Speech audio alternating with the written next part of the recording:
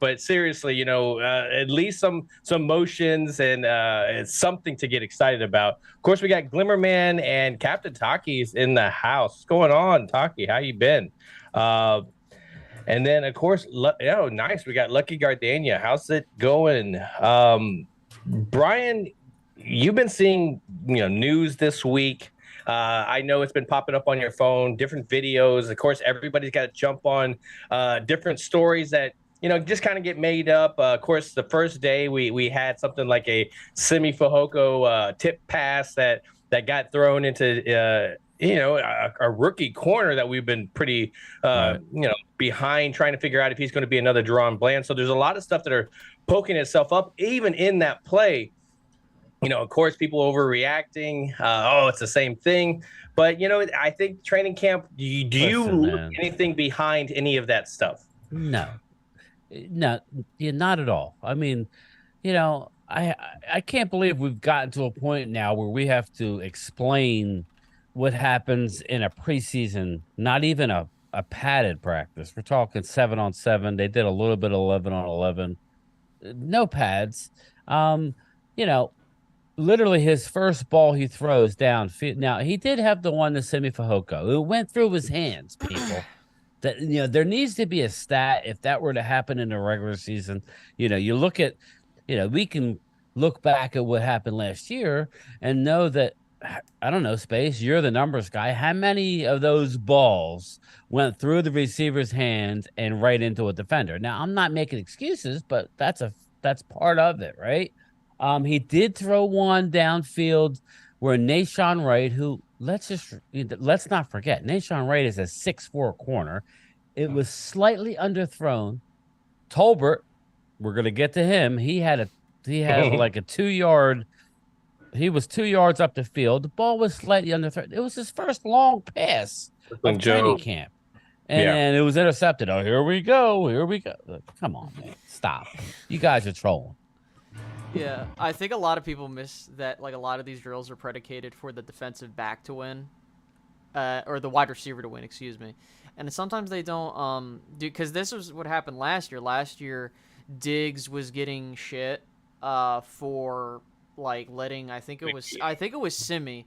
He let Simi get past him, and everyone was throwing a bitch fit about it. They're trying to make fun of it. It's like, dude, a lot of these drills are predicated for certain guys to win, and on top of that, it's practice. We're really trying to talk about practice. Also, a lot of the times, again, it depends on the drills you're running, and like you were saying, Brian, with the whole like tipped interceptions, it's not really an excuse at all. It isn't, because I have seen many quarterbacks get this interception number inflated, and they don't deserve to have it inflated. If you want to talk about like Philadelphia, for example, because I know you have some people from the Eagles base following you guys. Jalen Hurts, I think, only threw like 2 interceptions that were really his fault. I would have to go back and look, but like, Yeah. he didn't. He really didn't throw the ball to the defense. Now with Dak Prescott going through film of him, I would say maybe 8 were his fault. But like again, a lot of the times it depends on the context, and if you watch film, you'll probably you would understand. A lot of it comes down to your scheme, what happens in the receiver and what they're trying to do, and also do they freaking catch it. Like, I'm not losing my mind, but I think with Simi, he's been up and down through camp, through the first couple of days. There's two guys that I really do like, and maybe he'll be brought up a lot more. Of course, we've been hearing Tolbert's been having a fantastic camp, but also Jalen Moreno Cropper. I'm just calling him JMC. I think JMC's been doing pretty well for himself to make a name, and I like that. And I think like we know who the 4 are gonna be. We know who the 4 at wide receiver are gonna be.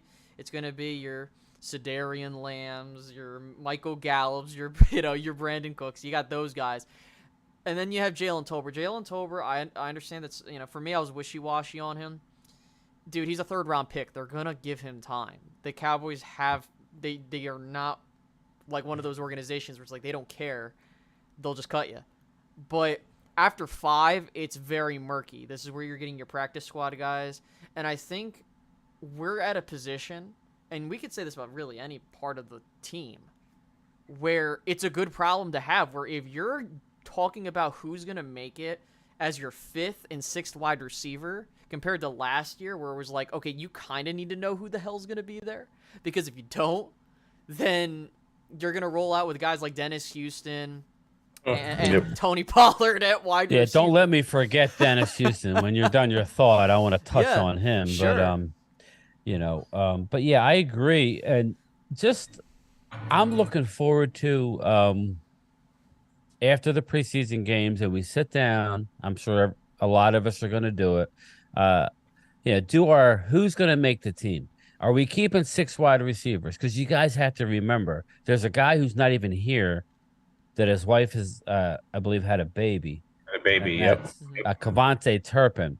I don't see how we don't have 6. But just know that our defense is so stacked that we're going to be cutting some starters, people. I'm just telling you, it's going to be a rough cut this year. Space brought up JMC.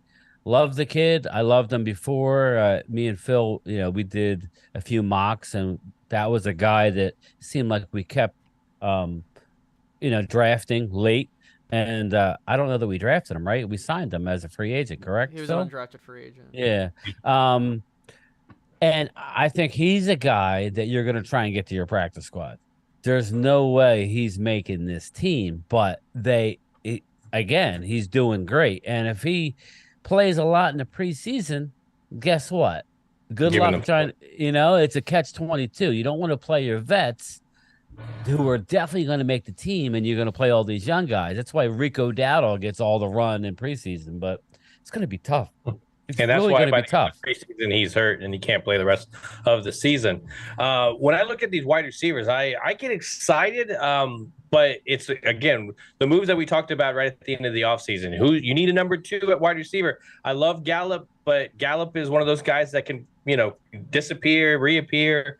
And of course, he was coming off that injury. I mean, I don't think people want to give him that. It's kind of like that. As soon as you get the star on the helmet, the injuries kind of go off. As soon as you hit the field, it should be at 100%. And so Gallup coming in with another, with a healthy season now, healthy training camp.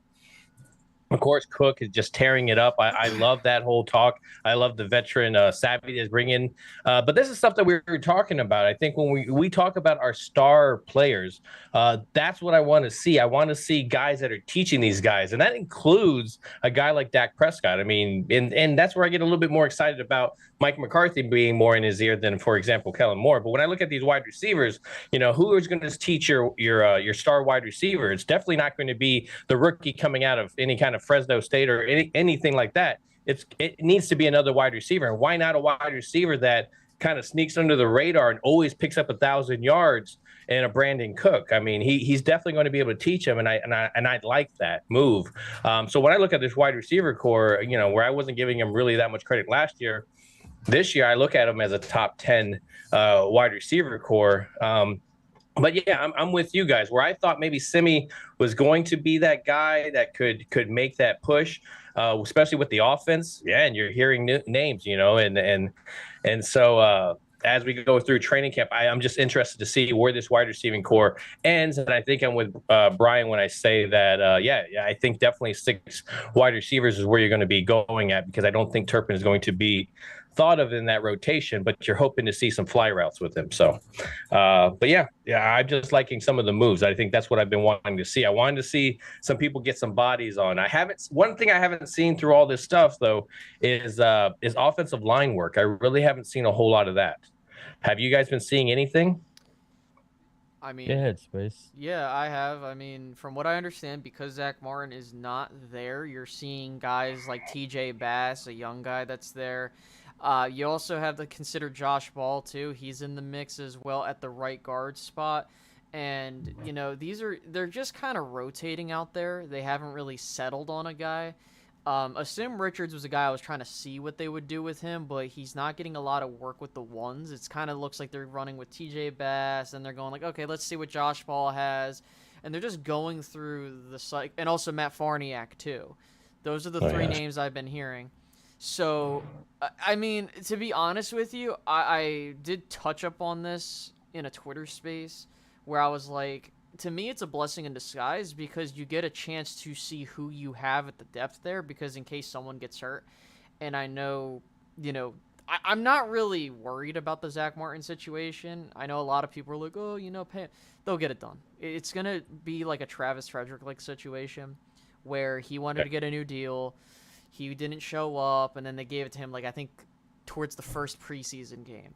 Again, I'm not worried about Zach Martin because I know he's good to go. But what I am worried about is, where this is going to lead to some of the other guys. Now, I don't know what the plan is for some of these other dudes. We're hearing that Matt Waletzko, a guy that we were thinking was going to be a left tackle option, he's getting worked at right tackle at this point. So yeah, that's a lot surprised. right. So a lot of these players, what I'm hoping that they do is they just take with what they have and just stick with it. Because what I'm worried about is playing musical chairs at the offensive line. And I think with Mike Solari in there as your new O-line coach, I'm curious to see what his philosophy is. We're hearing that we no longer speculating. We're hearing that Tyler Smith is working at left guard. He's going to be the left guard unless Tyron eventually gets hurt. But that's going to be it. Space, no work. Our O-line, man. Yep. That's the one area on this team. Mm-hmm. I'll let you finish your thought. But, yeah, man, you brought up the O-line. That's the part that needs to be sorted out. Mm-hmm. Yeah, I agree. I think that it's going to be important because what I think is also going to help here is the change at offensive coordinator and the philosophy. Because when you look at what Kellen Moore did last year, a lot of his plays were Air Coryell / long developing pass plays, which requires that offensive line to stay up for a little bit longer. But the problem is that you offensive line wise for pass block win rate, you're like 22nd. Now, the big thing is when you're going to this West Coast type of philosophy, what's going to happen is you're going to get the ball out quicker. You're starting to see that in camp, getting the ball out quicker. You're seeing a lot more of these deep you're starting to see a lot more of these deep passing plays to where you didn't really see that. And I think that is where things are going to be different. And if you're trying to keep an interception total number down, try to make your offense more effective, and really also prevent your quarterback from getting hit a whole lot, you want to get the ball out of his hands quicker. So I think that is really going to be the main benefit here for not only just the offensive line, your quarterback individually, it's going to benefit everybody. Yep. Hold on, I gotta go to the chat. Jojo, it's good to see you. I hope you're feeling better. I know you haven't been feeling that great. Hopefully, talking Cowboys football definitely brings that up. One thing I want to point out, I want to bring up because he can kind of get lost in the background, is Loyal Cowboy brings up the fact that Schoonemaker, I believe, will be used mainly as a blocker. Now, really, I think that's, to me, is the disappointing part going into this, going into any kind of preseason camp. It wasn't a pick that a lot of Cowboy people wanted to go with. We felt really great with Jake Ferguson, Hendershot, maybe pick somebody up in the 4th or 5th. And then there were some guys there in the 2nd round that we were definitely had our eye on, even offensive line wise.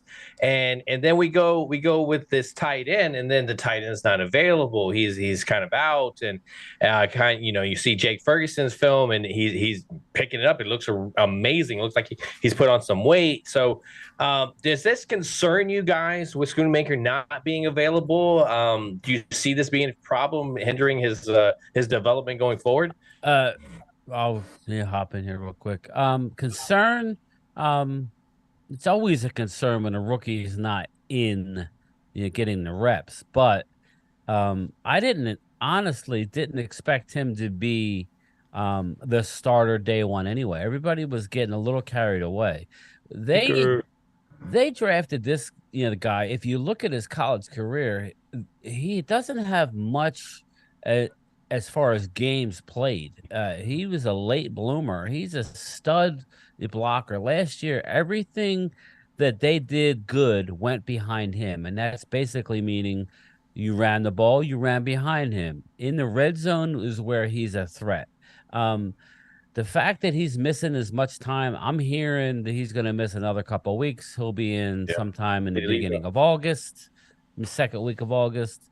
I just hope it's not a Tolbert situation. I don't believe it is, because he played at a major school. University of Michigan is a lot different than where Jalen Tolbert went, South Alabama, I believe. South Alabama. Yeah. So, and Jacksonville. I rightfully said that his jump from high school to college, he was non-existent year one in college. So I expect a lot from Tolbert, a lot meaning a lot more than we had last year. But I'm not concerned, but I'm not counting on him. I told you a month ago that Jake Ferguson is going to be the tight end number one. Now, just real quick, we were talking about the roster. I know Mark last night on his live. I was like, it's going to be tough, man. This might be a year where we try and trade and unload it towards the end because you don't want to just leave these guys out to, hanging when it comes down to cut time. But we have some tight ends too. But you guys have to remember we got Hunter Lepke, who is going to make this team. He's going to be a fullback. He's in all these packages. They love the kid. Goal line, he's going to be a fullback. He's getting the ball a lot. So if you carry a fullback, are you going to go 4 tight ends and 6 receivers? So, I think a lot of this will work itself out just by attrition. There's going to be injuries. Guys will start out the year on on short-term IR. You know how that works. The hide guys. It's going to be a tough year for cuts, man. I'm not overly concerned about Schoonmaker. No, long-winded. So what about you, Space? I do have a little bit of a concern, primarily because of a couple things. The first thing is that, well, what was he drafted for? Really, I think it was just an insurance pick.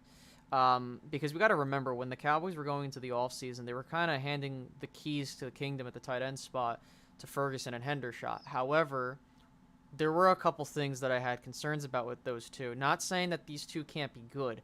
It's just we don't know what their ceiling can be. If they are like a Dalton Schultz type of level, that's doable. Like, you can have good production from that position, and I think Jake Ferguson's your tight end one. I think the Luke Schoonmaker pick really was about Peyton Hendershot, because we're kind of hearing word that, or at least I have, where it feels like Hendershot might be a little bit over his head in some regard, and we kind of saw last year, like, Hendershot had issues with penalties. He kind of started to clear that up, but we didn't get a whole lot.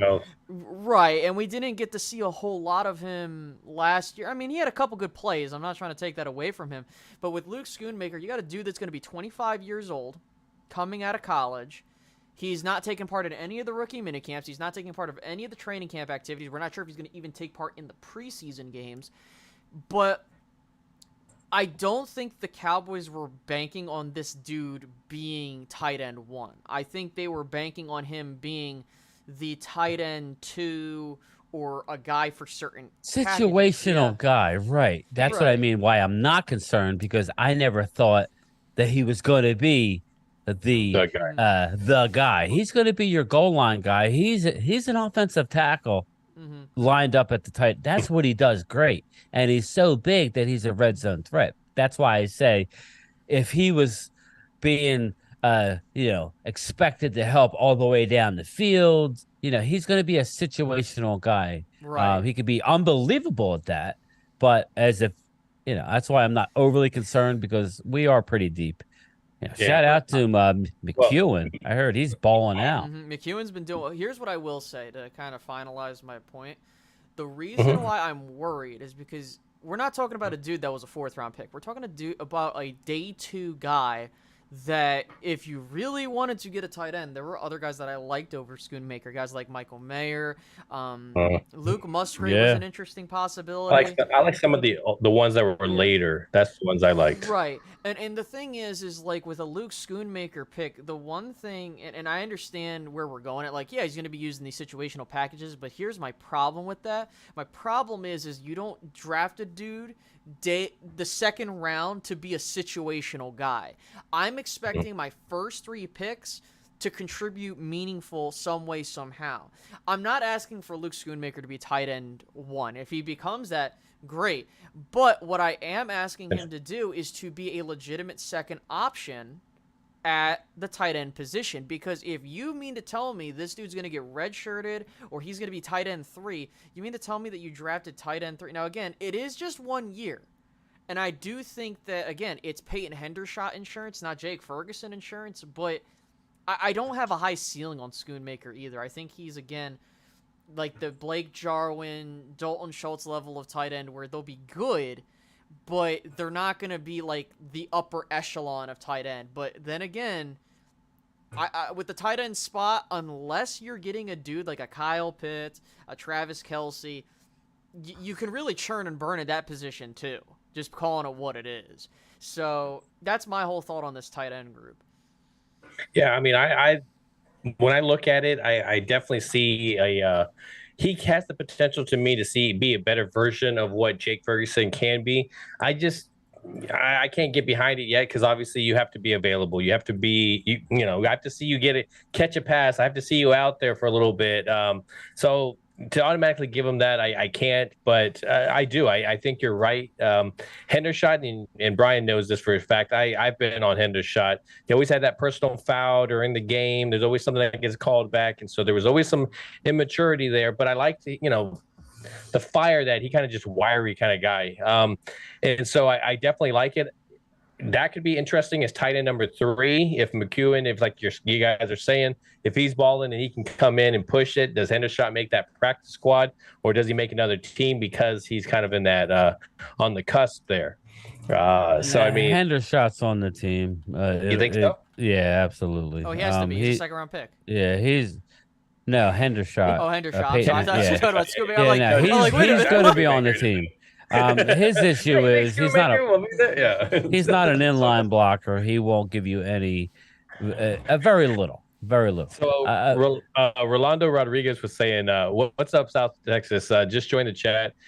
He said, "Did Zeke sign with the Pats?" No, he actually left. No contract was given, but they're both going to keep contact with each other. So nothing there, but you did see the first movement. Nothing to sorry to jump in front of you, Bryan. I just wanted to bring it up because I had it up there for a while. It's interesting. Chris Johnson in my chat brought up a really good point. He's dealing with the foot issues, and I've always said, I gotta borrow a saying from my guy Burgers and Blitzes: hurt guys stay hurt. Now the thing is that he's young, and we'll see how things go. And shout out to Aisha Morrison in chat. But I do think that's something I would be concerned about. It's one thing when a dude gets hurt, like in the middle of his career, but when we're talking about a young dude that's coming into the league, older dude, foot issues now, like, I don't know. I mean, I'll just fingers crossed that things pan out. But again, I'm not saying the dude's like washed. I don't want to have that perception. No. But what I will say is that this is the most important time for a rookie to be here. It's just point blank period. Yeah. So. Agree. Bryan,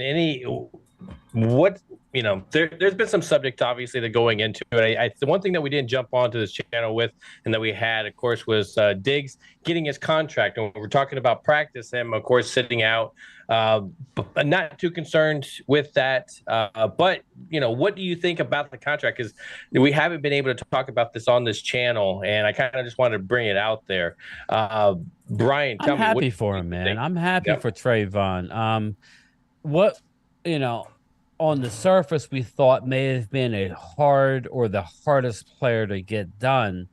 When you really looked into it and you stopped listening to the talking heads, it was the one that probably would have gotten done earliest, only because I was surprised. Yeah. Well, because he was drafted in the second round. I just think that it makes like a lot of sense. And he didn't hold the Cowboys. And I'm saying that when he walked away with the $21.25 million signing bonus. But he didn't hold them to the fire. He didn't have to be the highest paid or set the market. I mean, he's young. Everybody forgets how young this man is. Especially at the position. Yeah. So I was very happy that he did what he did.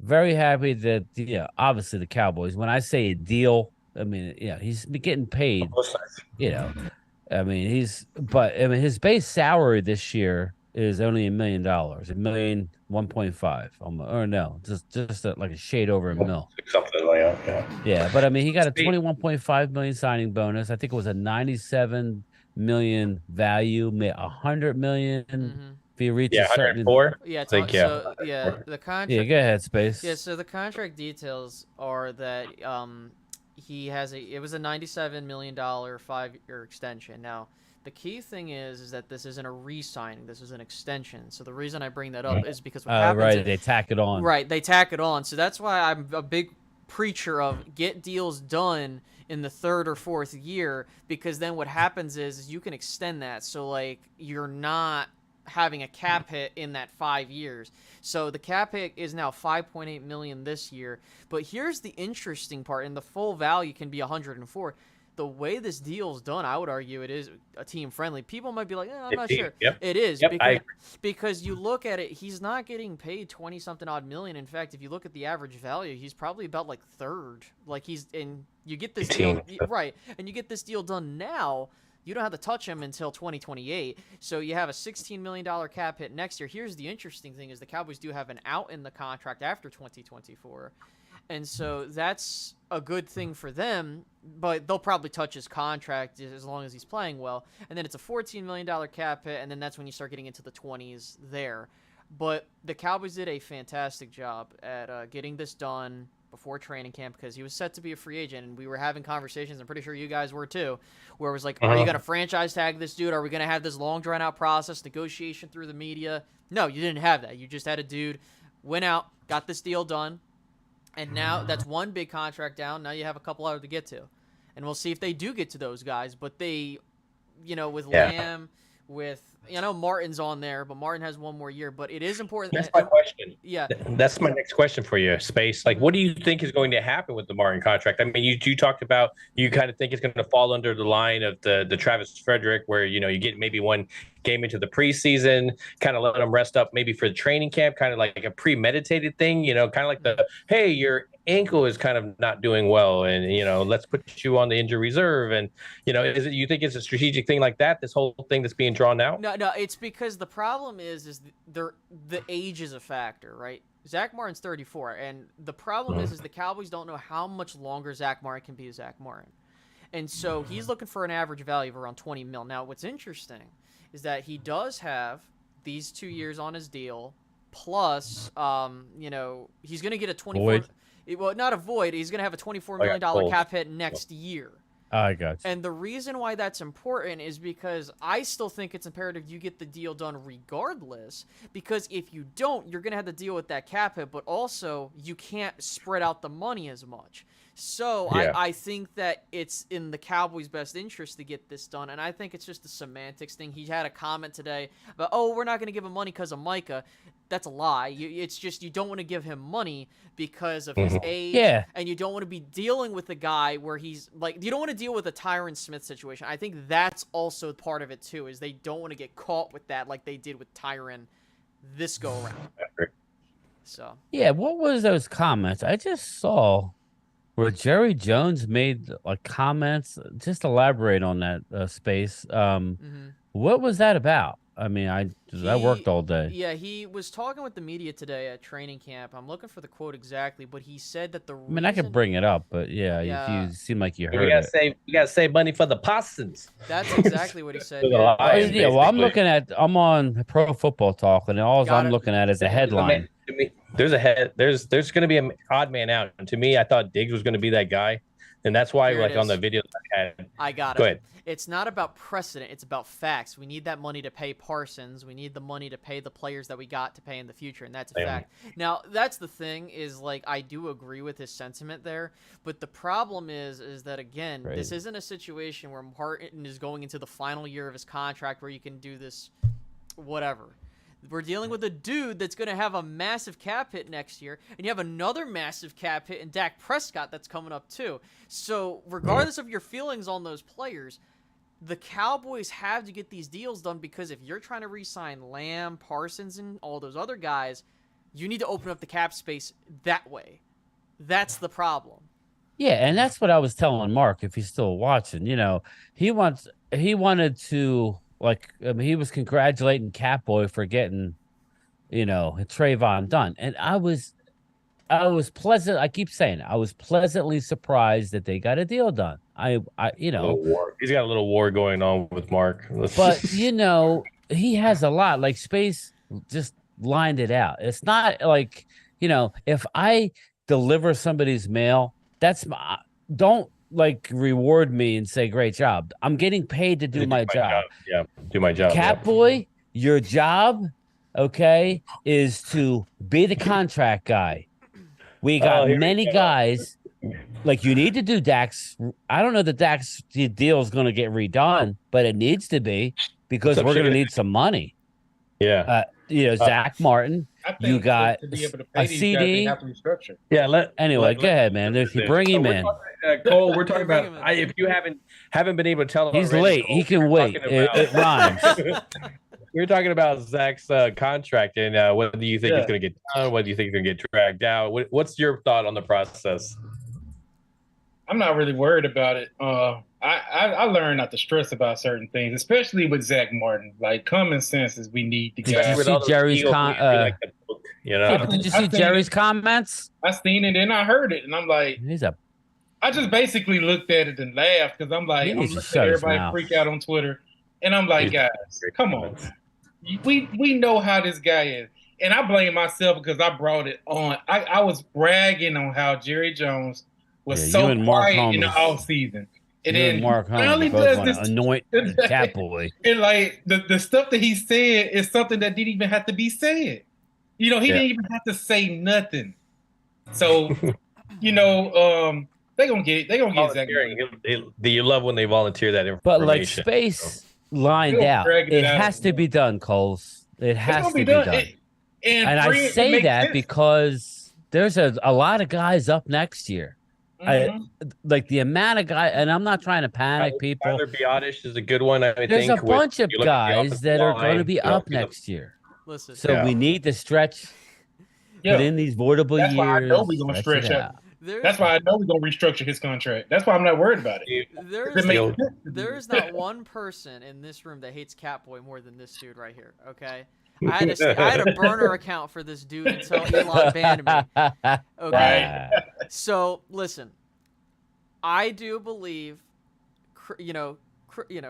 whatever the case may be, cool. You got your job done, but I'm not gonna celebrate and get complacent because you got one damn deal done. You got a lot more work to do. See, you got a lot of work. And that's all I was saying. Right, and that's fair. It's a different offseason. I gotta give him that. This is what's interesting. I'm gonna highlight this point. I'm not sure if anybody's been following this under the radar, but the Cowboys have been making a lot of analytics hires, specifically. Yeah.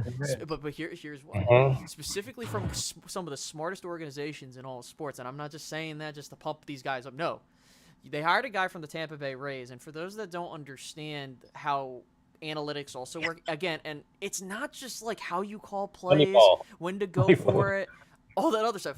Right. It's about how do you pay guys? When do you pay guys? How can you navigate the market? How do you build a team?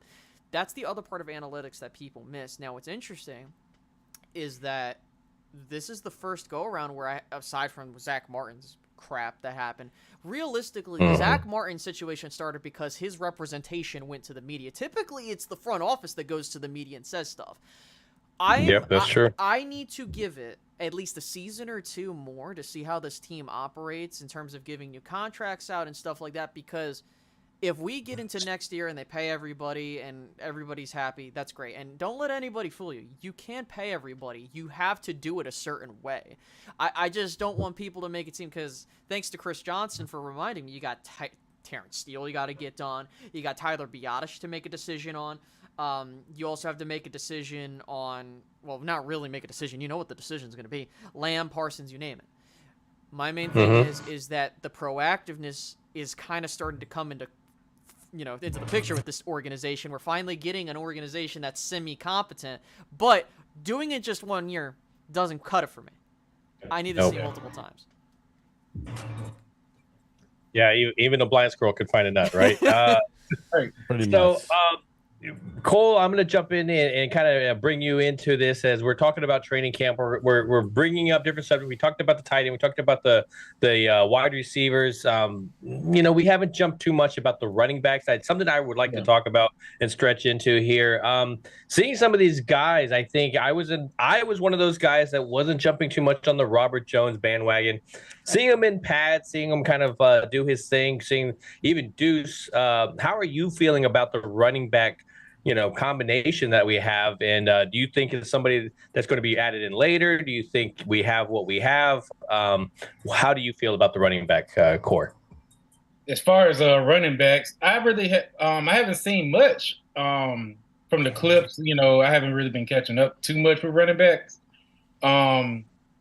I do like what I see in Deuce Vaughn, and I was high. I like Deuce Vaughn, but I didn't want to amp him up, because a lot of people has been doing that. But I like the shiftiness he has. I could see him as a solid, rotational 3, running back. Malik Davis, I'm high on being the 2, but I still need to see how this scheme gonna work with the running back rooms. I know we're not replacing Zeke's numbers, which I like. I'd rather run it back by committee, keep fresh legs, but I'm more concerned of as far as pass block. That's a big role that Zeke had. So my concern is who's going to step up. I know we got Schoonmaker, but we'll see how he goes with his foot. Yeah. His foot with his plantar fasciitis. But I just want to see how the run game and the pass game goes as far as blocking. So, Space, how are you feeling? Do you feel that Robert Jones is a guy that we can, rely on into that rotation? Yeah, I think Ronald Jones, you can definitely rely on him. I think that you're good. So when you look at this running back room, it's kind of structured like, in my mind, this is how it's structured. You have Tony Pollard, we know what he's going to do. Yeah. Then you have Ronald Jones, maybe Hunter Lipke for short-term yardage. And then you get into, because people talk about Malik Davis, Rico Dowdle, and Deuce Vaughn. In my personal view, and I've said this on my channel, and people can go back and look at it, I do firmly believe that Rico Dowdle and Malik Davis are pretty much the same player. I argue that Rico Dowdle is a more talented player than Malik Davis. The only reason that Rico Dowdle never made the team was because he got hurt so many damn times to where you can't, Rico. Yeah, but that's not an insult to Malik Davis whatsoever. I think Malik Davis is a fine running back, but the key thing is, in Mike McCarthy's offenses, especially when you stretch back to Green Bay, he had a Swiss Army knife of running backs to go to. You had that somewhat bell cow guy, or the guy you're going to give most of the load to, and an Eddie Lacy. You also had, I think, Starks, too. He was like plug him in, whatever the hell. And a lot of people keep telling me, oh, Space, Zeke's production last year, you can't negate that. I'm not, but here's the thing. A lot of them were from the 1, and you know what you can do? You can do like how Philadelphia's been doing. You can do a QB sneak. You can do a fullback dive. You can also just hand off and just get it. Like, I'm not trying to diminish and try to get on Zeke, but what I'm just trying to say is there are ways that we can do things, right?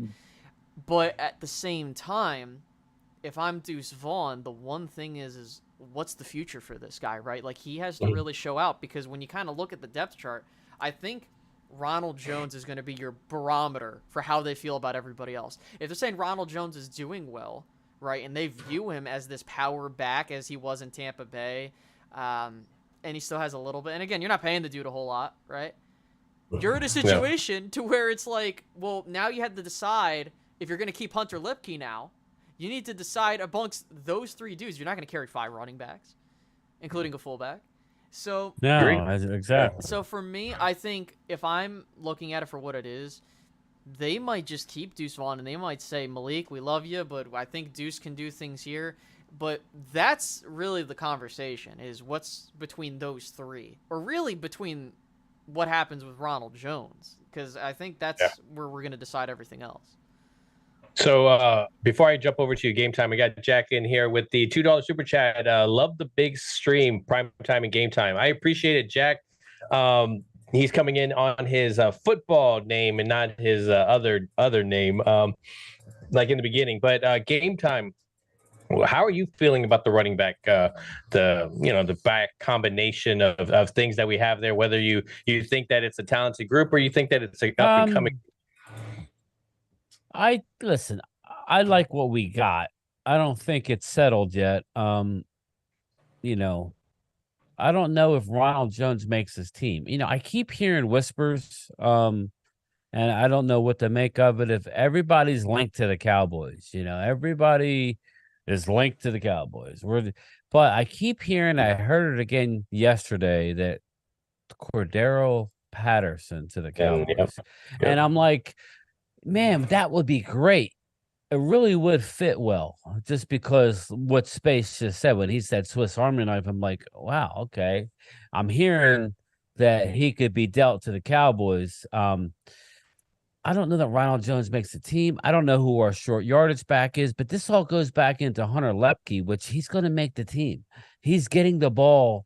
I mean, everything that I've heard, everything is surrounding this guy. So somebody's not making a team. Is it going to be Malik Davis? Is it going to be Ronald Jones? Are we going to, if we trade for somebody? I don't know. I think we have I think for what we're going to do, I think we're good, but it's still unsettled. We can't sit here and say we're confident of what we got. We got a guy coming back from a bad injury to his foot in the playoffs. He's not going to be, and I don't want him to be, a bell cow guy. We're going to go with a rotation. Deuce Vaughn, like Cole's, stated, is the real deal. But at the same time, I keep hearing everybody say he's going to be Tony Pollard's backup. No, he's not. He's going to be a third down guy. He's going to be a change of pace guy. In my opinion. Think he's going to get backup. I think you're right there where he's a rotation guy, but he's also a guy that, and I'm going to bring it up, but, we saw what happened to this team when Tony kind of went out. It kind of stumbled a little bit, didn't have that running back to throw to, didn't have that running back that could, stretch the defense. I mean, that's what you had Zeke for, with the more power. And Ronald Jones coming in here, I wasn't on board a whole lot. I mean, you do have a guy that's been to 2 Super Bowls and definitely doesn't have a whole lot of wear on the tires. So I do like an insurance policy, maybe winning football. And when you watch him run, I mean, he's definitely good at seeing the holes and kind of, does a really great job at zone running. And I think that's what you're going to get more into here, especially if you're drawing. So I, as I see it more, I get more excited about that possibility. But I'm with you in the sense that, I don't see Deuce being a backup, but he's a great insurance policy for just in case something happens to Tony.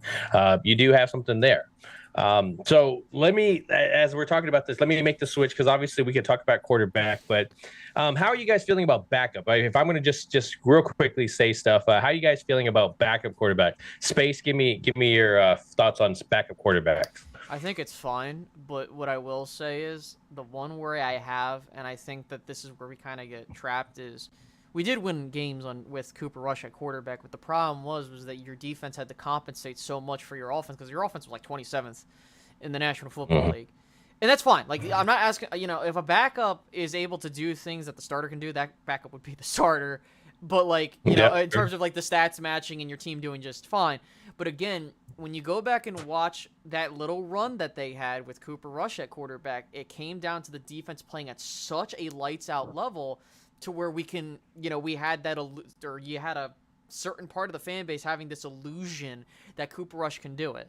But you kind of saw when they played against Philly that, like, snap back to reality, like, oh shit, like, this is when you need this guy. You need somebody to control it a little bit, yeah. But I've been talking to people, and I was like, I don't have a problem with bringing dudes in to compete, like Carson Wentz, for example. And people lose their mind when I say him, but he's a talented dude. He's a talented guy. He's a good backup. That's what I'm asking. I'm not asking the dude to be the starter. I'm asking for a backup that's better and can help the offense if Dak Prescott gets hurt. I wouldn't want that to happen, though. But I wouldn't want that to happen, of course. Because there's so much film out there, Cole's bat mouthing. We can't have that. We can never have nothing like that with the Cowboys. They won't let us live, But yeah, I'm okay with the backup situation. Again, like, the backup is a backup for a reason, and I very much preach it. I was really hoping they would draft someone this year to develop and possibly replace Cooper Rush down the road, because that's what McCarthy typically does. For some reason, the Cowboys did it once with Ben DiNucci, but they haven't tried since. So we'll see. DiNucci. Cole, how are you feeling? And of course, I don't expect huge conversations with the backup. You know, we got Rush and Greer. How are you feeling? Do you at least feel good about having a guy that can win some games? Yeah, I'm comfortable with the guys that we have. Surprisingly, because we always worried, and with Dak, coming off injury for the past couple of years, who's gonna step up? We need somebody that's gonna be able to still, get it going. But from seeing how Cooper Rush was able to manage things, I can even say Will Greer, with him being in the system, even though it's a new system, but he kind of knows the way of the team, knows the players. I feel comfortable with those guys, at least, holding things down, especially with our defense. So, yeah, I don't have no problem, I ain't got no problem. How are you feeling game time? Do you like it? Would you rather bring up somebody that can teach Dak some stuff, some competition, or I think we're good, man.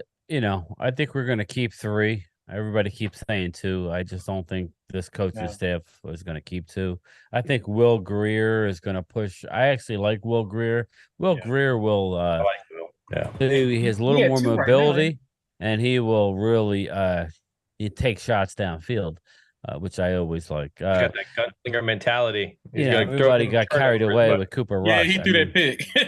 Yeah, he'll do that. He'll do that. Get that Brett Favre. But I mean, it's that dare to be great. But he offers something that Cooper doesn't. Now Cooper's like steady, and he can get the job done like he did. Hey, listen, Eagle fans in the chat. With 5 games to go, 5 minutes to go in a game in Philly, and Cooper Rush was down 3 points. So. He didn't do that bad, So yeah. Hey, if CD gets that catch that he threw, like that throw was kind of off.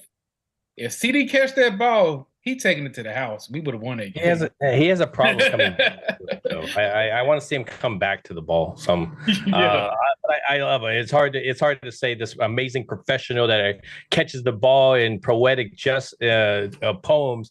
Is for I'm telling him he needs to come back to the ball, but whatever.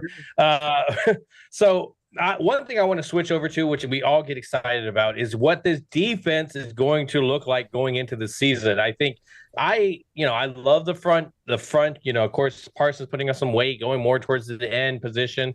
You got some guys that are going to push for that rotational time. Williams, I'm expecting big things from him, but I want to start with the secondary. Of course, Diggs get his contract. To me, definitely worth it. I think I'm with you guys. Definitely a team-friendly type of deal. How are you feeling about the rest? Are you're here? You're seeing Gilmore, of course, doing his thing, bringing his leadership, kind of having his battle like he did throughout their career with Cooks. Are you still happy about the signings? What are you guys looking at in the sense of this defensive back crowd? Game time, I'm going to start with you this time, though. So I'm going to put the pressure on you. How are you feeling about the defensive back? Bring up a guy. Somebody else can bring up another guy. But defensive backs, talk. So you want me to bring up one guy? All right. Bring up a guy. Bring up 2 guys. I'm going to take a guy to make it easier on them. Not that they need that, but I'm going to go with Deron Bland for no other reason than he walked out of practice today in the exact same outfit that Gilmore came out with. Gilmore is already rubbing off on this boy. So I like it. I mean, he's going to start in the slot. It's weird because it's one of those situations now where like he came out of nowhere, right? And he had 5 interceptions in 10 games as a rookie. Really, you stepped on the scene and everybody knows who he is. Is he going to take a step back? I hope not. Because we're saying to ourselves, well, we got Trayvon, we got Stephon. They're both pretty much locked down. So where are you going to go? Where are you going to go? You're going to go tight end on our linebackers. You're going to go on our slot, which is Deron Bland.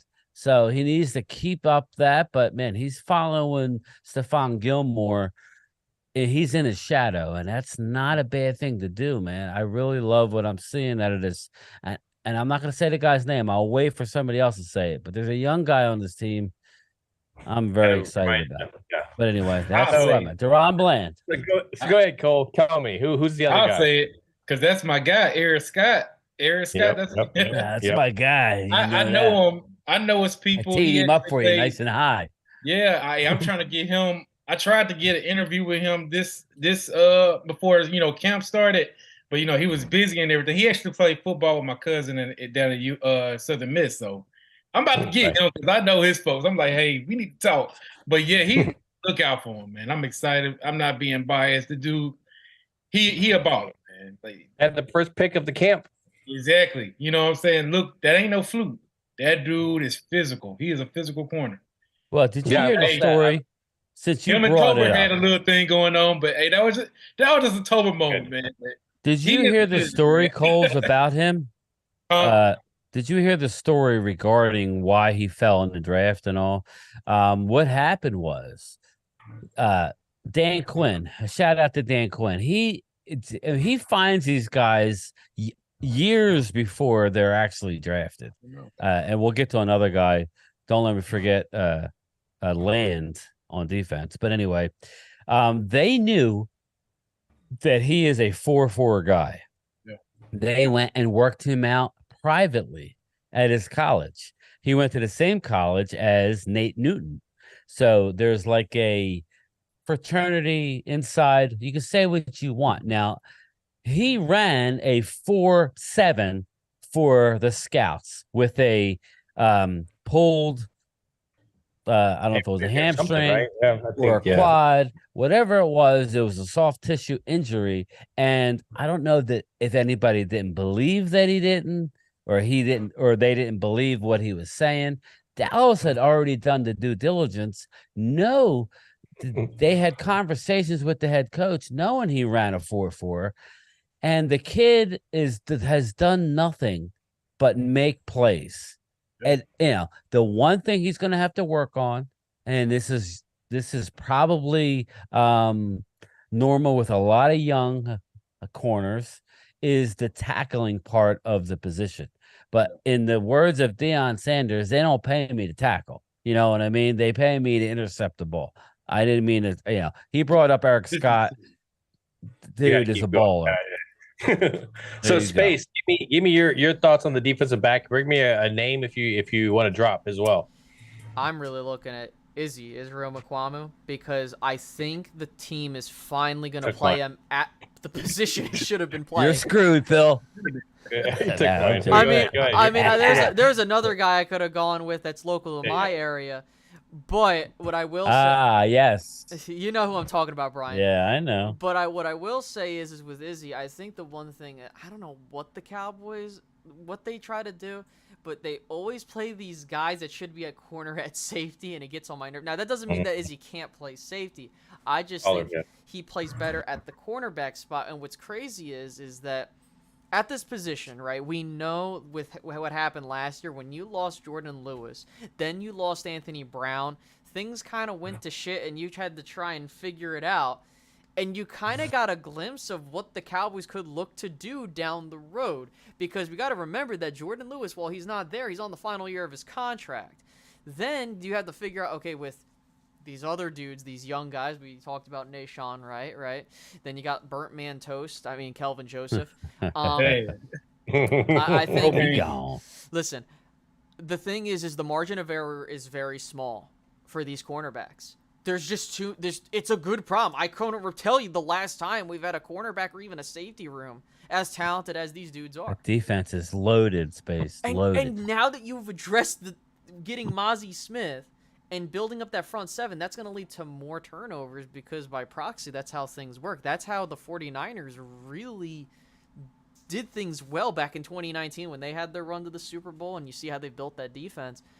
That is what I'm more... And I keep forgetting that Stephon Gilmore is on this team, which is crazy. And I think that there's people that have the judgment of a guy's getting older or whatever. You're not asking the dude to be your main corner. You're asking him to be your number two. That's it.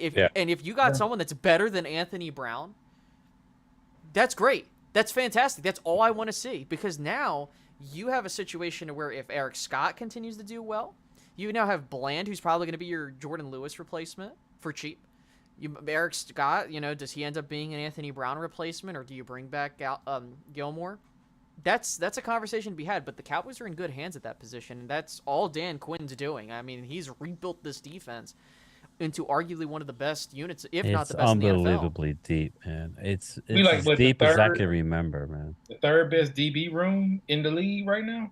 And I'm not gonna number it, because all as I know is, and just real quick, I want to ask Space, why, like, when Izzy, because he's out with a hamstring quad, he's out with a soft tissue injury, why are they saying that it's another hit to the safety? Are you telling me they moved him back to the safety position after the playoff run he had at corner? No, I think the thing is, and the Cowboys are going to be, and I want you to pay attention to DeMarvion Overshown as well, and I'm going to get to my point here. The Cowboys love having players with flexibility, position flex. We hear it all the time in Dallas. When you have dudes that are struggling, like, remember, we were hearing word in the mini camps, Kelvin Joseph was playing safety too. A lot of the times they try to figure out, like, defensive packages. Like, I don't think Izzy's going to be a corner the whole time, but there are moments where Izzy could play safety. I think that this is where, like, if you hear a dude that's playing safety at one position and then playing corner, it's just, they're just trying to figure out, like, that's just the normal walkthrough stuff.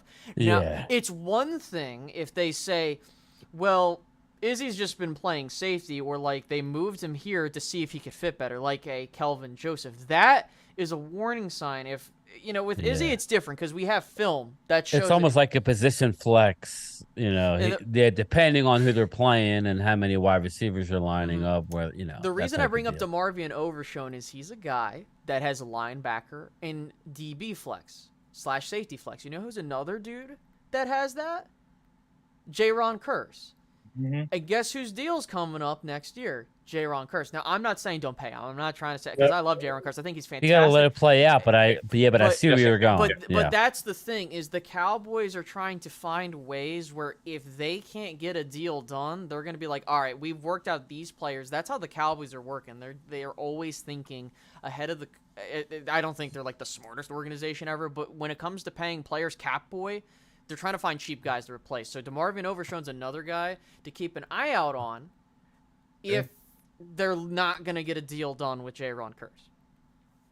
That's how you work it, though, man. You have to cover all your bases. So when I look at this defensive back room, of course, Diggs being your number one, I love that. I love, he's still new to the position, plays it like a wide receiver, and then when you saw him kind of like tighten up a little bit last year, not going for as much of the interception, did more of the Byron Jones, let me smack it away, kind of get more into your hip, and was showing that he could do a little bit of that. I think that was always my thing with Byron Jones, was that he never had the complementary other corner to like pick it off, so then you could have a shutdown corner on the other side.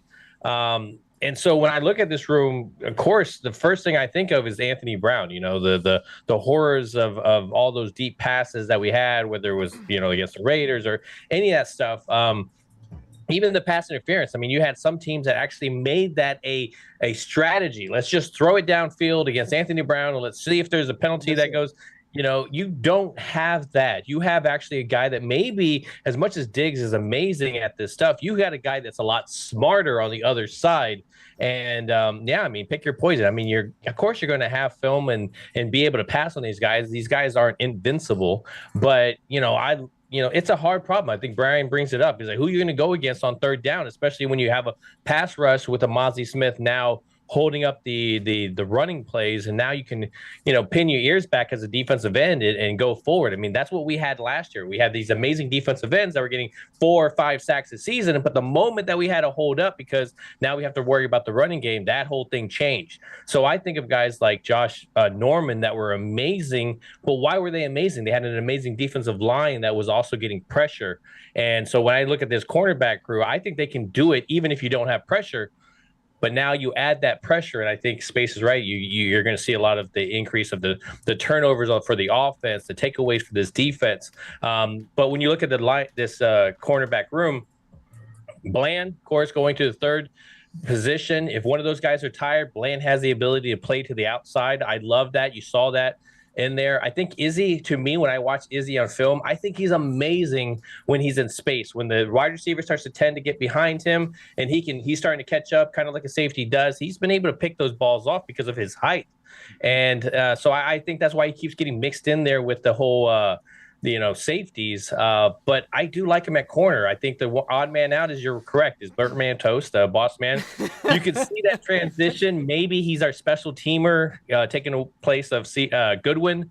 So maybe that possibly for a future, and maybe develop into something, especially if you have that much competition. We saw what happened with Schultz last year, where you got some blockers in there at tight end, and then all of a sudden Schultz could block. So now maybe hopefully having some more corners that can do things like shut down and get interceptions, that will transition into Joseph's game. But of course, I'm not going to hang everything. I'm not going to bet my mortgage on it. Let's just say that. So let's see what's going on here. I had an interest. So good. That's exactly what I was going to go. You go for the chat. I got let's see what's going on here. Cowboys corner. What's going on, Mike? Oh, jeez. Dak is now 30. Only 2 QBs have won a Super Bowl between 30 and 31. This defense is going to have to carry Dak, Attack, and company. You know what? You know what's an interesting stat. I actually did some research because I was curious the other day. Did you know that I'm pulling it up right now? Out of 56 Super Bowls, and I'm just saying this for if they get there, which I'm not saying is a guarantee. Did you know that out of 56 Super Bowls, out of 28 times the older quarterback has prevailed? Did you know that? Is that the case? Mm-hmm. Also, here's another interesting thing on the 18 occasions when 2 opposing QBs have made their debut as Super Bowl starters, the older QB has prevailed 11 times. That's 61%. Yep. So at the end of the day, I don't want my quarterback playing hero ball, and I'm not trying to, listen, he's got stuff he's got to clear up, but that's the thing. Getting a Super Bowl is a team accomplishment. You have to do your part. He's got to fix up what he did last year, and that's point blank, period. But it is an interesting thing to know about that, those veterans typically do better than those young guys when they face off in a Super Bowl. So, yeah. Do you believe that this team can reach it with Dak behind the quarterback position? I'm gonna let Coles go on there because I'm tired of I'm tired. Oh, yeah, it's space, but after that, Coles jump if you're in. Saying I'm tired of friggin' having to make this argument already. If it's a can, yeah. If it's a will, we gotta wait and see. Like I'm not like. Here's the thing, right? Is that when you objectively look at situations, and everybody that knows me knows I'm a big person on not making excuses for someone, right? So you got a new play caller, check. You went out and got some weapons, check. Now you got the schedule in front of you. Now listen, he has the ability to do it, dude. I've seen Super Bowl winners have QBs less talented than Dak Prescott. Like, let's just call it what it is. If we're having an argument of can he do it, that I don't believe that. I think that's dumb. Just my personal opinion. Yeah. If you're asking will he, I can't answer that because I don't know. Yeah, no. Yeah. I mean, if anybody can do that, I wouldn't be wasting it on trying to figure out if Dak can lead it. I'd be like lottery ticket numbers, So yeah, I don't blame you on there. But let's focus a little bit back onto the defense of I want to go to that next line. Okay. Oh, go. Okay. Oh no, if y'all want to go on defense, my bad. Because I want to go on my soapbox about it.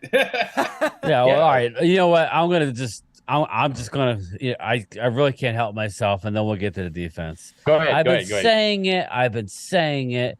It is a team game. I finally have other people on here that I didn't have to. I thought you didn't want to talk about it. That's why, I didn't have to nudge. Well, I want to get Cole some airtime here. I didn't want to have to nudge. He said it. It's a team game. Hey, listen, Twiz. It's no surprise that Jalen Hurts had all the success last year because they gave him an awesome team around him. That's not a shot on Jalen Hurts. That is what you want your GM to do. You want them to go out and surround your team with as much talent as possible. The year prior, Jalen Hurts looked out of his league going into Tampa in a playoff game. So much so that they had a deal in place for Russell Wilson last year that Russell Wilson nixed and didn't want to come to Philly. What happened? That was the best thing that happened to Philly because they went out and got A.J. Brown. They had C.J. Gardner-Johnson, which you should have kept. You guys were dumb, but I digress. You surrounded him with talent. You have the best offensive line in the league. And oh my God, Jalen Hurts has arrived. He's the best quarterback. Why? Because you did what every team tries to do and surround your quarterback with talent. It's a team game. Just ask Dan Marino. Dan Marino is arguably the best quarterback ever to lace him up. And you know how many Super Bowl wins he has? 0. So I'm done. I'm tired of saying it. Right? Wrong? Am I wrong? No. I believe in him. Yeah, go ahead. I just got to stir it up. Come on, man. That was. I mean, and I can also pivot on age. People were saying, well, he's 30. His window is closed. Is winning a Super Bowl. That type of talk is just hilarious because we can pivot way back when Peyton Manning and them came in the league. Back then, whenever social media wasn't around, we never talked about that. We just said, hey, let these guys go out there. They still playing the league. Let's see what they got. And we never put a timeline on when they can win a Super Bowl. We never did. Look at Drew Brees. Nobody cared about them. We knew Drew Brees had a talent in San Diego. But whenever after years of struggling, especially with the injuries, going to New Orleans, he still had to work a little bit with Sean Payton that was making his name at the time. They finally won a Super Bowl, in 2009? How long he been in the league since then? You just got to – it's all about being in the right situation at the right time. Yeah, and that's the thing. Might be the best, And that's the thing. At the end of the day, he has to do his part. If he makes his mistakes like last year, was I happy with the performance? No. I'm not going to lie.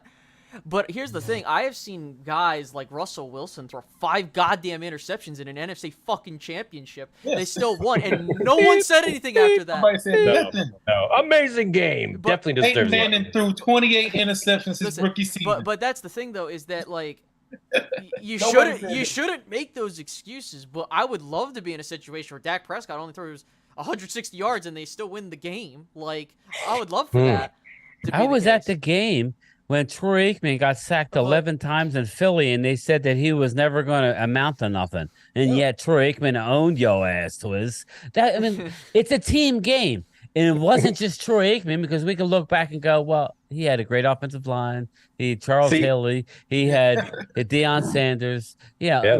Things – you have to make those moves, and Eagles did that last year, and they dropped the ball. You didn't win it. So on Space's chat over here, we got a Cowboys Corner, which we're going to have here in 2 weeks. And this is the reason why I'm bringing him on, because everybody kind of wants to sometimes pad that. I fall into that. I look at Dak, and I think of him as a great leader, and I think that's what you need as a quarterback. Of course, the turnovers.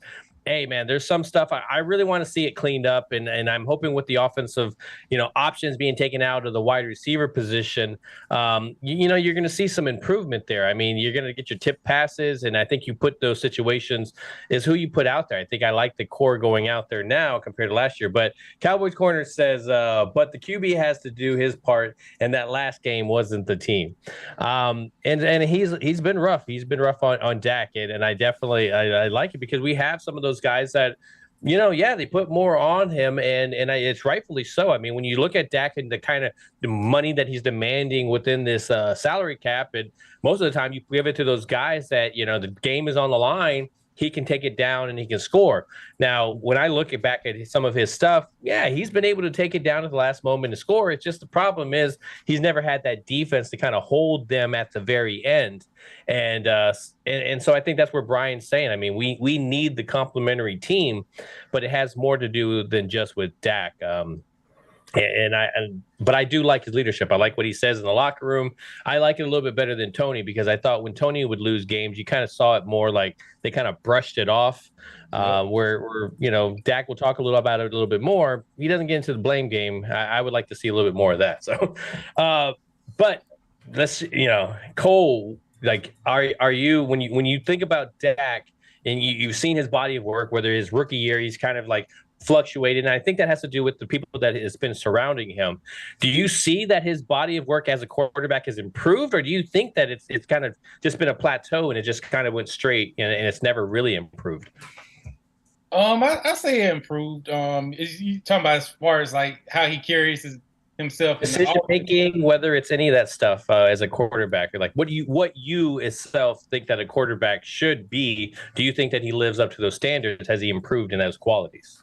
Yeah, he has the qualities of a leader. We see how the team, surrounds him with love and respect. Going out, to it out here in Atlanta, working out. Everybody's on board because they believe in him. One thing that I do want Dak Prescott to do, and this is the biggest criticism I have on him, I need him to stop being too nice.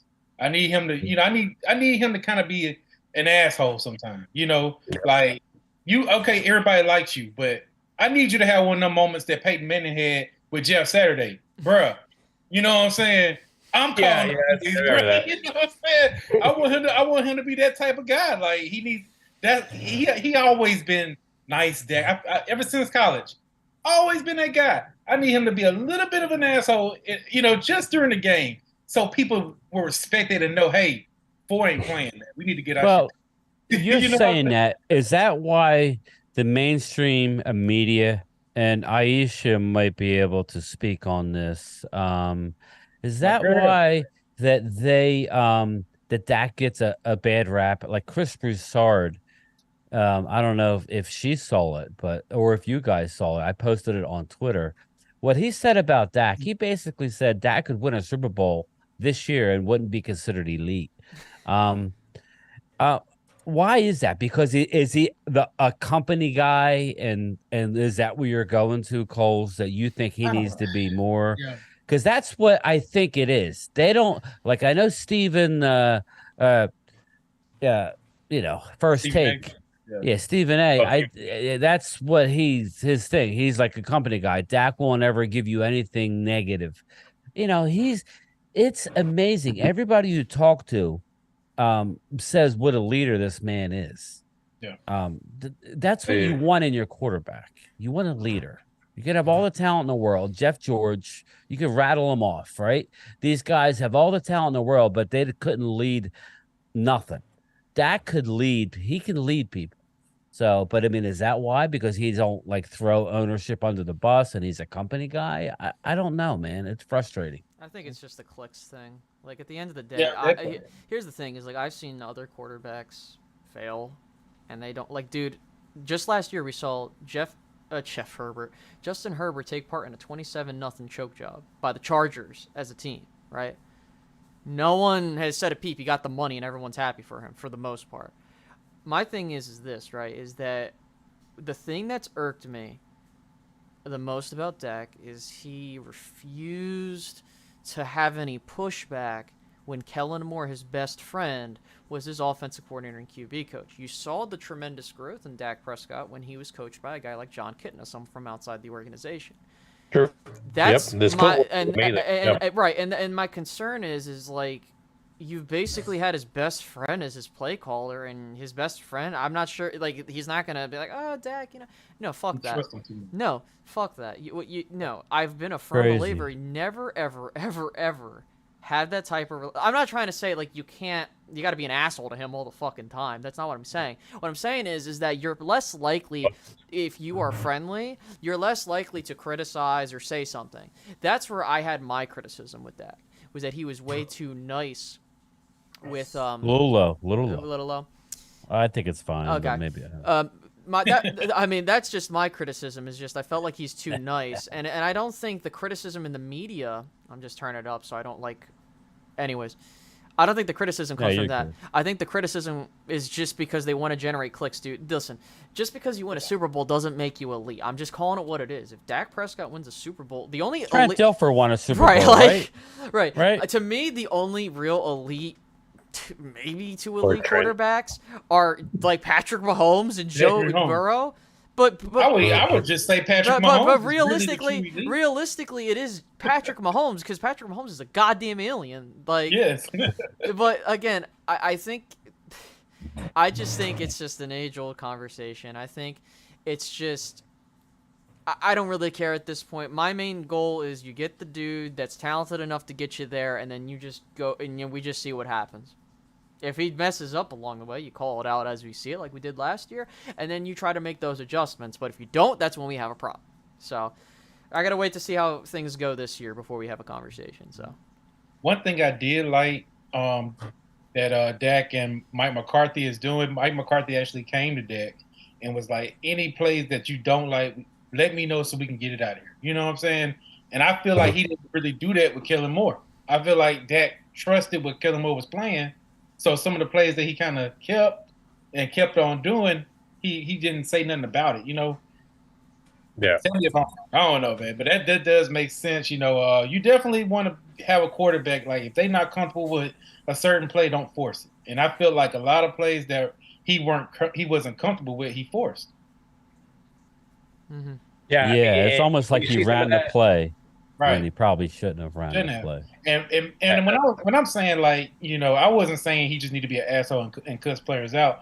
I'm basically just saying he need to kind of hold players accountable, like the wide receivers, like Noah Brown. You know, you got to catch that. You got to catch that pass. Even a couple of days ago with Simi Fioco. Yeah, bro, exactly. You know, so you got to catch that before pass, man. You know, we got to get it going. And I don't know. I'm not on the sidelines.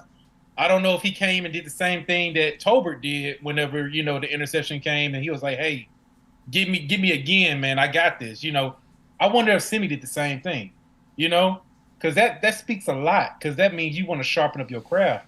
So, yeah, I don't know, man. So, yeah. Well, Atlanta Walker says Jalen is elite. He went to a Super Bowl. All I would tell you, Atlanta, is there's been many great quarterbacks never have gone to a Super Bowl. It's a team game.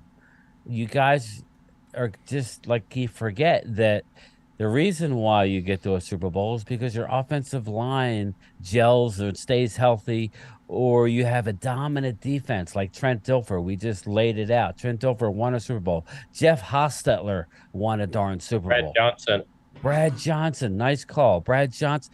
It's a team game. It's not a diss to say Jalen won because he had a great team around him. That's what we all strive to do, is put a team around, you know, and this is the best team that Dak's had.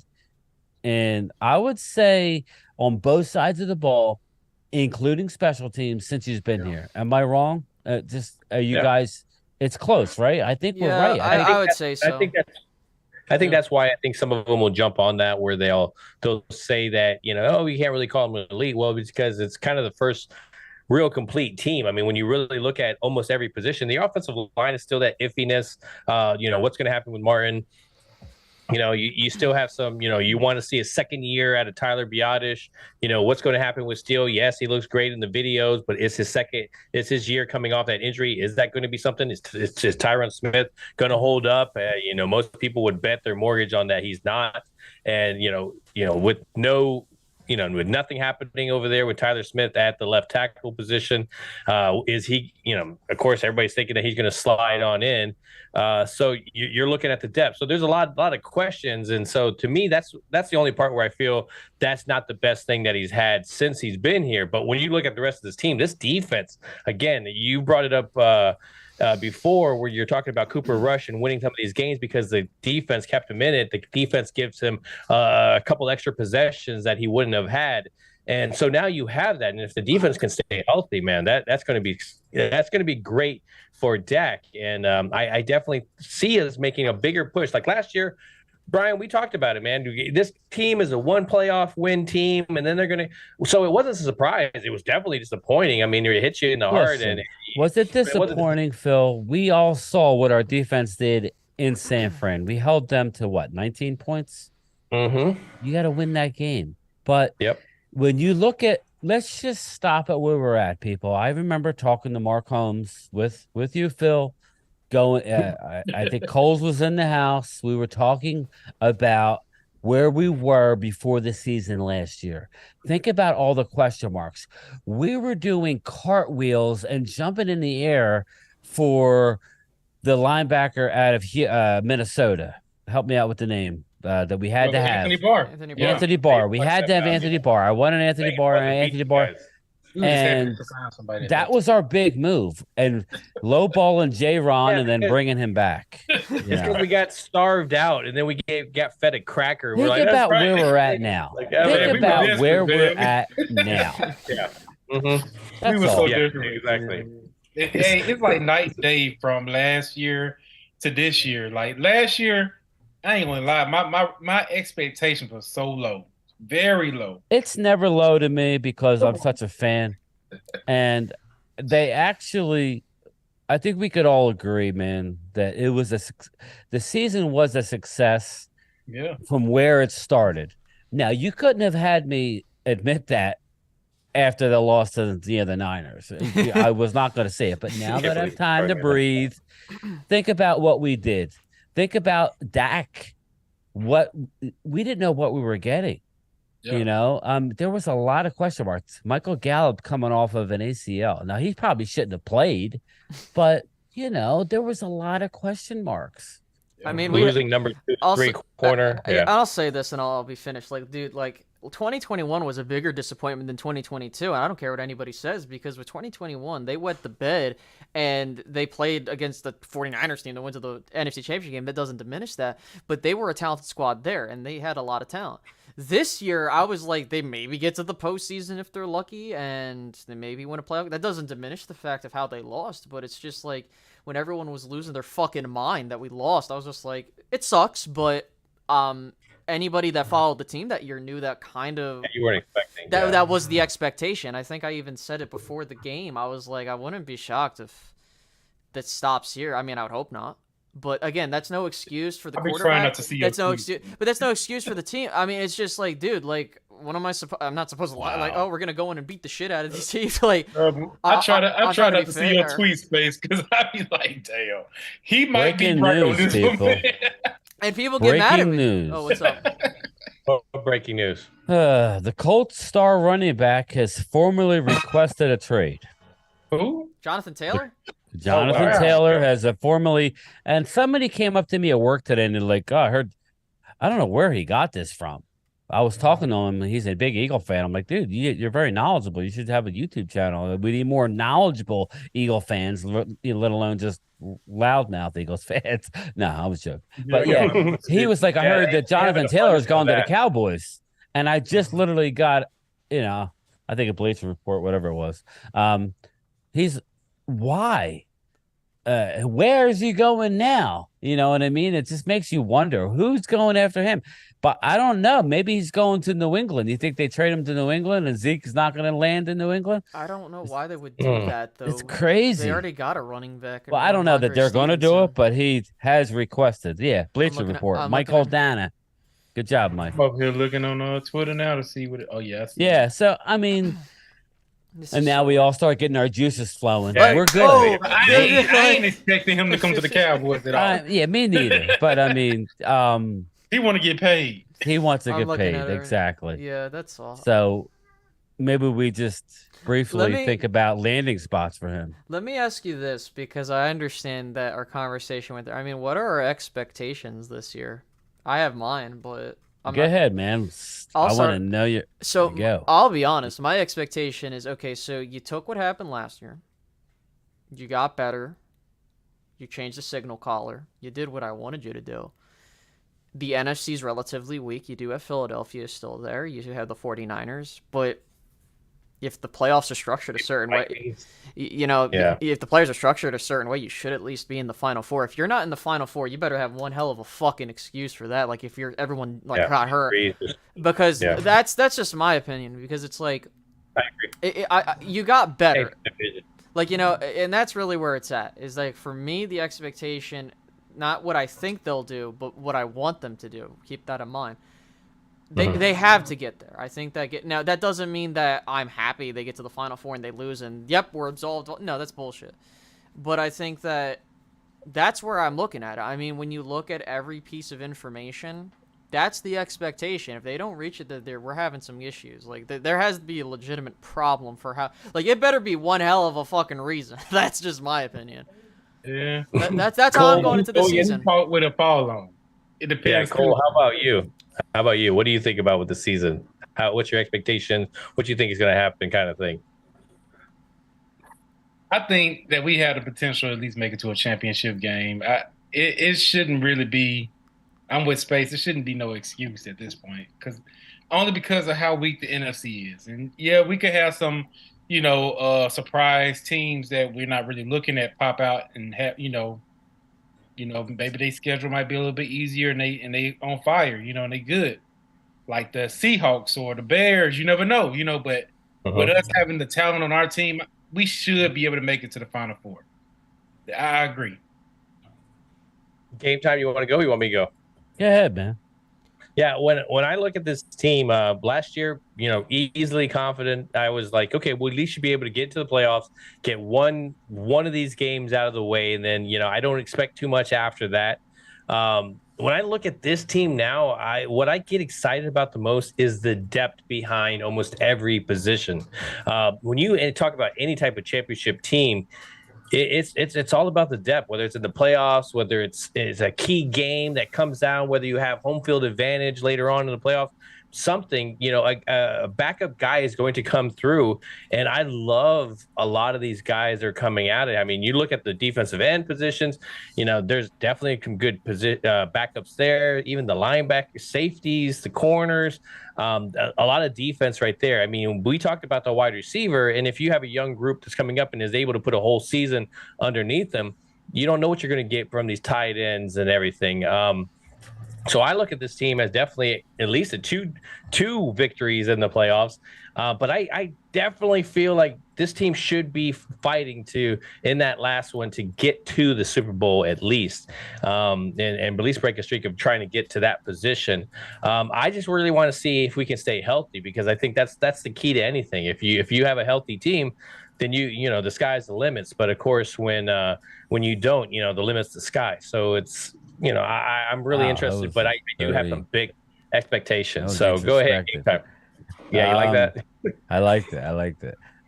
Listen, man, they have everything it takes. I think offensively, things need to come together. Offensive line, they're not changing much in the offense. It's more going to be in the running game, the West Coast running game. They are going to take out things that didn't work, obviously. I think they'll do a little more tempo. The sky's the limit. You need to get to the Super Bowl. I'm not going to be, and it's not just get there and lose like some teams. You need to win a Super Bowl. Everything is in place for them to do it. They just got to go do it. And I will stick to my guns and telling you that I don't really care if we win the division. I want to be healthy and playing good going into the playoffs. We're going to make the playoffs, barring a catastrophe, and I don't even want to go down that road. We're getting in. If the Eagles' schedule starts out to where they could easily be, you better be 5-0. Twiz, I've told you before, buddy. You better be 5-0, 5-1. Any worse than that, it could be bad, man. So I just want to be on a roll, and the Super Bowl is the goal. I'm not taking anything less. Yeah, done. Definitely won the Super Bowl, but that's it. I'll be happy if we make it to the NFC Championship. I mean, looking back, but it ain't. All right, so we're going to lose to the Eagles, or are we losing to the Niners for a third year in a row? The Eagles better hope we don't run into them. That's all I can say. The Eagles better not. Just think of this, guys. Other than the two teams I just mentioned, other than us, the NFC is down. Everybody's anointing Detroit, and Detroit has to now do it. It's one thing to flex and have the media say how great you are. It's another thing to players schedule and have teams. Listen, Eagle fans, you're gonna have a big bullseye on your chest now. Every game, you're gonna be the team that everybody wants to beat because you represented the NFC in the Super Bowl. Everybody's anointing you the number one team. So we'll see how you do with the first place schedule. We won 12 games last year with the first place schedule. Let's see how you do. I haven't heard one Eagle fan tell me anything less than 13. Yeah, they going. They're up there. 13, 14. They're saying 14 to 15 games. Yeah, yep. So it's lofty. I think both teams Jeff Lee? they can definitely root. They got something to get behind. I think we all have ammo kind of going into the season. I got a lot. Yeah. I mean, you started. I wake up in the morning and I see you got them all riled up already. I'm like, man, this guy I'm ready to roll. People wakes up with an insult and just quickly tweets it at 2:00 in the morning, and then he goes back to bed all nice and that was good. Yeah. He rolls over. With a whole bunch of Eagles. He's like, that's gonna age well. I like that. I just got receipts. That's all, man. Yeah. So anything you guys want to talk about before we get out of here? We've already been talking for about an hour and a half. An hour and a half, I know. We're not used to these long. Coles is used to these marathons. I got to take a nap, I went on a live stream of Coles over 2.5 hours. Right. My Lord. It's like a Jerry Lewis I need to get up and I'm trying to get my watch hours up, man. I'm trying to get my watch hours going. I need to stretch a little bit. But, he's like, you got to warn me, man. I could have used a restroom break, Let's go. Well, listen, I'm going to lock Phil in because he never answered me, so I'm going to put him on the spot. I want to have a round table, maybe add a fifth. That would be round, I guess, at least. Add another guy, maybe. I don't know if I want an Eagle. I don't think I can handle an Eagle. But right after the preseason, going into the regular season, maybe we can get somebody that's got some something behind them. Maybe we can get like a special guest to come in, do a season prediction right before the season starts. I've been saying I'll be at game 1 in MetLife. I think it's going to be a tough game, but man, I'm excited for some football, real football. I don't know about you guys. Oh yeah. I definitely am. It's in the air that. Yeah. He is. I'm going to Hall of Fame next week, baby. Oh, that's you are? Okay. I can't believe that's right there. Yeah, I can't believe it's right around the corner. I mean, dude, it's season's almost here. I'm just excited. I think that at the end of the day, we're excited to watch our Cowboys play, and we're all going to be filled to the brim with stress, anxiety, you name it, regardless. It was funny? Last year was the only time where I did not really give a shit what happened during the regular season. I think, to me, that's a good thing. Not saying, like, to dismay what happened. Was that? The reason why I say that is because... humbug. The reason I say I didn't care is because I think our mind has shifted to where now that we know that where this football program's at, it's more than what you do in that regular season. I think that that's really my main thing, and it's like just looking at you've gotten further every single year with Mike McCarthy, but I needed proof that you were building something, and it's just like, it's whatever. But now we're on 2023, and we'll talk all this shit, and then all I can imagine is if the Cowboys lose that first game of the season, everyone's going to be losing their fucking minds. Everyone's bro, it's the first game of the season. I've seen teams blow the fuck out of a team. I've seen teams get shut out. Shit doesn't matter until the very end where it all matters. And honestly, we'll get a lot of questions answered for how strong the NFC is this year. I think that's really the question mark, right? Is how is this NFC? Because the AFC looks like a freaking WrestleMania. Yeah. Like you're gonna welcome to Thunderdome. Yeah. But I'm just excited for football to be back, and I think that we'll get a lot of questions answered. I think that that's thanks, where Aisha. Yeah. Oh. Hey. Yeah, that's awesome. She jumps on yours. That's great. I greatly appreciate the kind words. Yeah. Thank you. I'm just excited about football in the air. There's definitely some expectations there. Whether you want to believe your expectations is for this team to suck, you still have expectations for this Cowboy team, and even the media itself. They'll draw any kind of drama out of it. So what's the drama going to be by next week? And hopefully some of our guys can heal up. I mean that's always the biggest thing. Can you get into training camp without any kind of injuries? And we've had some already kind of pile up, but so far so good in the sense of the news and the department. Let's hope the people can stay healthy, because that's what we're talking about. If people all of a sudden go down like it did last year in the beginning, can you trust Rush to come in here and hold it down like he did last time? I don't throw all my eggs in that basket. But before we get out of here, we're going in order. Coles, tell everybody where they can find you if they have not already. And again, I appreciate you coming on, man. Late, but you still showed up. Hey, thanks for having me on. I had to deal with these kids, but hey. I'm playing, man. Oh yeah. Coles Cowboys, both YouTube and Twitter, just Coles Cowboys. Yeah, I'm gonna go ahead and crank up some live streams this just wherever the riots are happening with Eagle fans, you'll see there. Where there's smoke, there's Coles. Yeah, that's where he's at. So hey, I'm trying to get. Find the real winners, man. Yeah, I put in my application for the ad revenue. Yeah. Shout out to them for giving me algorithms. So, Space, let people know where they can find you if they have not already. Pretty easy. You can follow me at Space Cowboy Media on YouTube as well as Twitter. Just keeping it real. Just, my job is not to lie to people and just be like, oh, guys, we're going all the way. I ain't gonna do that shit. I don't want to listen to somebody. Listen. If you're expecting that, you're not getting that. But we have fun. We have fun over there. And if you guys again haven't checked it out, Space Cowboy Media. So yeah, and ours, of course, you got on YouTube, Gametime Bryan. You can find him also on Twitter. Primetime Phil. I go into Primetime Studios also in the Twitter area. But I appreciate everybody coming on. I think the biggest thing is we're going to keep going with the pairs. Next week, I'm not sure who the pair is. We might just go us as a pair. Well, I'll be in the Hall of Fame, so we got to work that out. We'll probably figure that out then. But the next following week, I got Joe from Cowboys Blog coming through. I got Mike from Cowboys Corner. Yeah, Mike's lighting me up, man. He's thinking it was a big disappointment on. Hey, listen, man. I like their point of view. I was upset too at the time, Mike.